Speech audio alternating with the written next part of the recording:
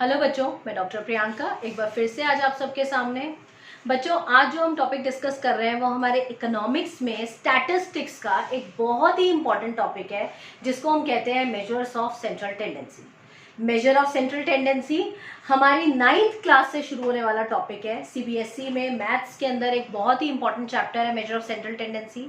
Class 11 से ये आपके स्टैटिस्टिक्स का पार्ट बन जाता है एंड आफ्टर दैट आपके कई एंट्रेंस एग्जाम्स में मेजर ऑफ सेंट्रल टेंडेंसी के क्वेश्चंस आपको देखने के लिए मिलते हैं। तो ओवरऑल ये हर तरह के स्टूडेंट्स के लिए इंपॉर्टेंट है। तो आज हम बात करते हैं मेजर ऑफ सेंट्रल टेंडेंसी की। मेजर ऑफ सेंट्रल टेंडेंसी का मतलब होता है जब भी आप किसी डेटा का बीच का वैल्यू या एवरेज आप कह सकते हैं, एवरेज आप निकालना चाहें तो उसको हम मेजर ऑफ सेंट्रल टेंडेंसी बोलते हैं। Measure of central tendency has its 3 types, that is mean, median and mode. Mean, median and mode are 3 tools of measure of central tendency. Let's understand what does it mean. सबसे पहले हम बात करेंगे mean की। Mean का मतलब होता है एवरेज। इसको कुछ ऐसे समझते हैं, मेरे पास 5 स्टूडेंट है और पांचों स्टूडेंट्स के बीच में मैंने चॉकलेट्स डिस्ट्रीब्यूट करने हैं। अब जब मैंने चॉकलेट डिस्ट्रीब्यूट किए तो किसी के पास 5 गए, किसी के पास 4 गए, किसी के पास 3 गए, ऐसे करके मैंने डिस्ट्रीब्यूट कर दिए। बट अगर कोई मुझसे पूछता है कि पांचों बच्चों को कितनी कितनी चॉकलेट्स आपने दी, तो मैं ऐसे नहीं बताऊंगी मैंने इसको 4 दिए, इसको 3 दिए, इसको 2 दिए। मैं कहूंगी ऑन एन एवरेज मैंने पांचों को इतना दिया।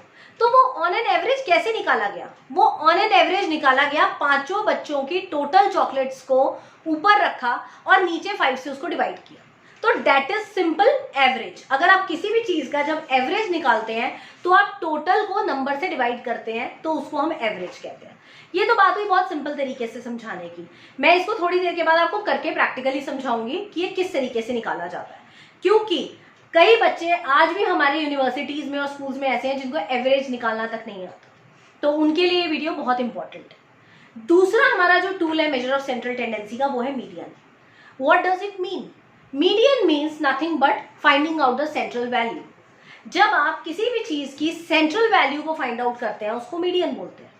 सपोज 1 2 3 4 5, 1 2 3 4 5 में सिंपल सा फंडा है कि आप 3 को मिडल वैल्यू बोलेंगे, आप कहेंगे 3 is the middle value. But अगर आपको कोई बहुत बड़ा डेटा आ जाए, लाइक थाउजेंड्स में आ जाए, लैक्स में आ जाए, तो how will you find out the median? For that we have formulas. हम फॉर्मूलाज को फॉलो करेंगे और उससे हम मीडियन को फाइंड आउट करेंगे। Very simple. Third is mode. Mode का मतलब होता है highest frequency. Whenever we take a data and the number which has its highest frequency is mode. Mode का मतलब है कि जब भी किसी डेटा में कोई चीज नंबर ऑफ टाइम्स रिपीट करती है और जो value maximum number of times repeat करती है, दैट इज मोड। इनके कुछ सिंबल्स होते हैं। देखिए, मीन का सिंबल है एक्स बार, मीडियन का सिंबल है एम एंड मोड का सिंबल है जेड। कई बार ये इस तरीके से भी रिप्रेजेंट किया जाता है, तो आप लोगों को पता होना चाहिए कि इनके सिंबल्स क्या हैं। अब इन तीनों को तो हमने समझ लिया। सबसे पहले हम स्टार्ट करते हैं मीन से, क्योंकि मीन बहुत ही कॉमन टॉपिक है जो ओवरऑल हर स्टैंडर्ड में देखा जाता है। तो मीन को निकालने के से पहले हम लोग ये समझते हैं कि मीन को जब हम फाइंड आउट करते हैं तो उसके लिए हमारे पास 3 टाइप ऑफ फॉर्मूलाज होते हैं। सबसे पहला फॉर्मूले का नाम है डायरेक्ट मेथड, दूसरे फॉर्मूला का नाम है शॉर्टकट मेथड, जिसको हम एज्यूम मीन मेथड से भी जानते हैं, और थर्ड मेथड का नाम है step deviation method. Direct method, shortcut method and step deviation method, these are the 3 types of formulas which we use in finding out mean. Now mean जो जब हम निकालते हैं तो उससे पहले हमें ये चेकआउट करना होता है कि हमारी सीरीज कौन सी है। जब हमारे पास डेटा अवेलेबल होता है तो डेटा कई तरीके से अवेलेबल होता है, या तो सिंपल एक वेरिएबल्स के फॉर्म में डेटा अवेलेबल है, या आपका क्लास इंटरवल में डेटा होता है, या फ्रीक्वेंसी के साथ डेटा होता है। अब ये चीजें थोड़ी सी सुनने में आपको ऐसे लग रही होंगी कि ये बहुत ही कॉम्प्लिकेटेड है, तो इसको थोड़ा इजी बनाते हैं।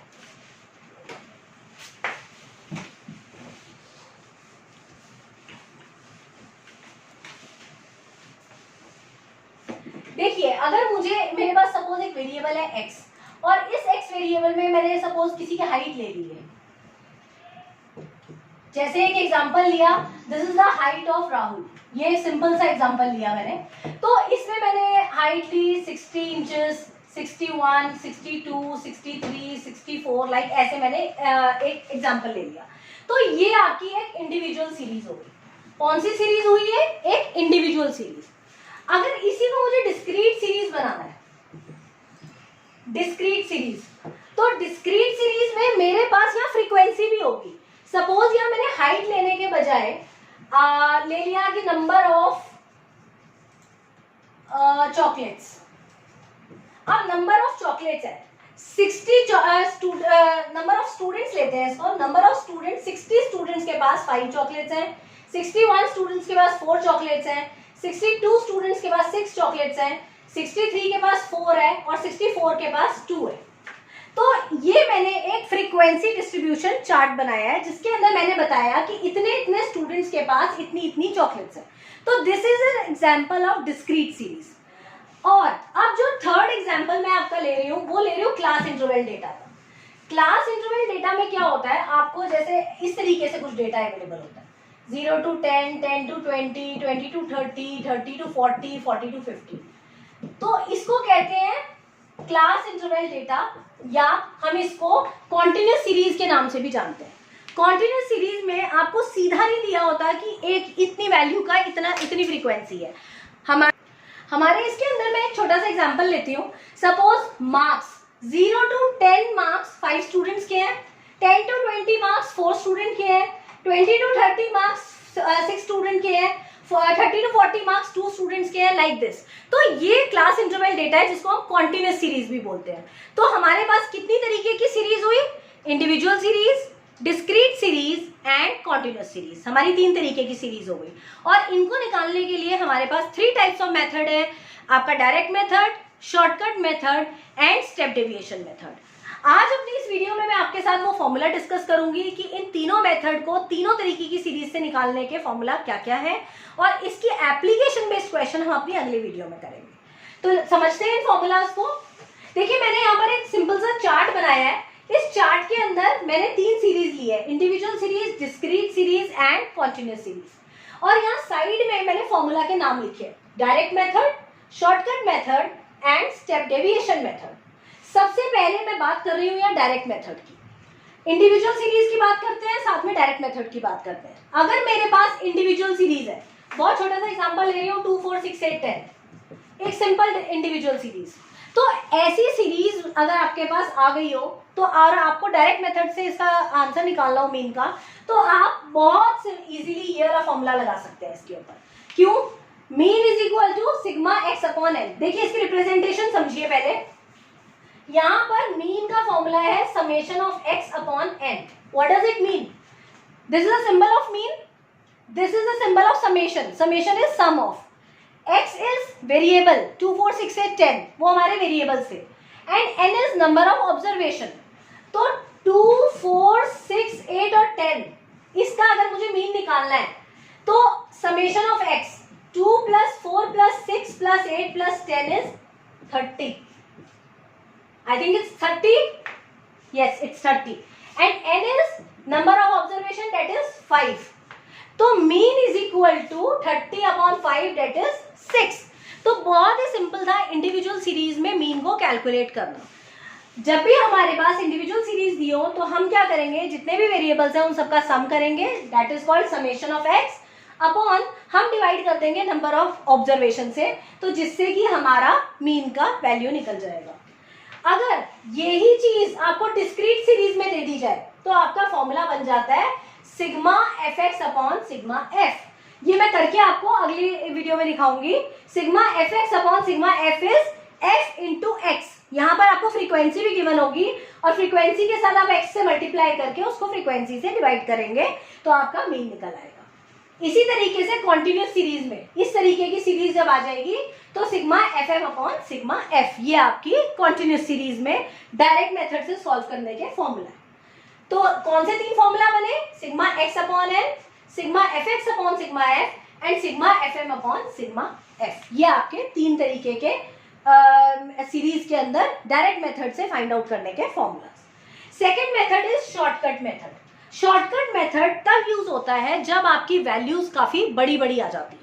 जैसे 361, 468। तो इस तरीके की जब आपकी वैल्यूज आती है तो it is very difficult to calculate from this formula. So we need to use shortcut method, जैसे इसका नाम सजेस्ट कर रहा है शॉर्टकट मेथड। इसमें आप एक मीन को एज्यूम करते हैं और उसके बाद आप मीन को फाइंड आउट करते हैं।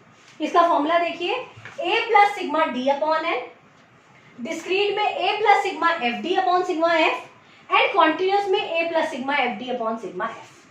यहां पर आप एक डिफरेंस देखिए, इंडिविजुअल में f नहीं दिखेगा आपको कहीं पर भी, डिस्क्रीट और कॉन्टिन्यूस में f दिखेगा क्योंकि इनमें फ्रीक्वेंसीज होती है, इसमें फ्रीक्वेंसी नहीं होती, इस वजह से। Third is step deviation method. Step deviation में आपका शॉर्टकट का एक स्टेप और आगे चला जाता है, ये उसको और स्मॉल बना देता है आपकी वैल्यूज को। सपोज कई बार वैल्यूज बहुत 0 0 0 में होती है, तो ये स्टेप डेविएशन उसको और स्मॉल बना देता है क्योंकि ये कॉमन वैल्यू से डिवाइड कर देता है इसको। तो इसमें इंडिविजुअल सीरीज में फॉर्मूला होता है a plus sigma D dash upon N into C, second is a plus sigma F D dash upon F into C, and third is a plus sigma F D dash upon F into C. यहाँ पर ये वाला और ये वाला formula और ये formula same होते हैं, तो इसमें आप कंफ्यूज नहीं होंगे। तो ओवरऑल मेरा ये समझाने का पर्पस आज इस टेबल को ये था कि हमारे पास 3 तरीके की सीरीज होती हैं और 3 ही तरीके के मेथड्स होते हैं मीन को निकालने के लिए। तो हमारे पास रिजल्टेंट 9 फॉर्मूलाज आ जाते हैं ओवरऑल मीन फाइंड आउट करने के लिए, 3 मेथड और 3 सीरीज को देखते हुए। तो ये 9 फॉर्मूलाज हमें बहुत अच्छे से करने हैं, जिसकी एक एक क्वेश्चन की एक एक फॉर्मूला की एप्लीकेशन मैं अपनी अगली वीडियो में आप लोगों के साथ डिस्कस करूंगी, जिसको देखने के लिए आप लोगों को मेरा चैनल सब्सक्राइब करना पड़ेगा। तो तब तक के लिए यूं ही मेरे चैनल को सब्सक्राइब करें और मेरी वीडियो को लाइक करें। Thank you.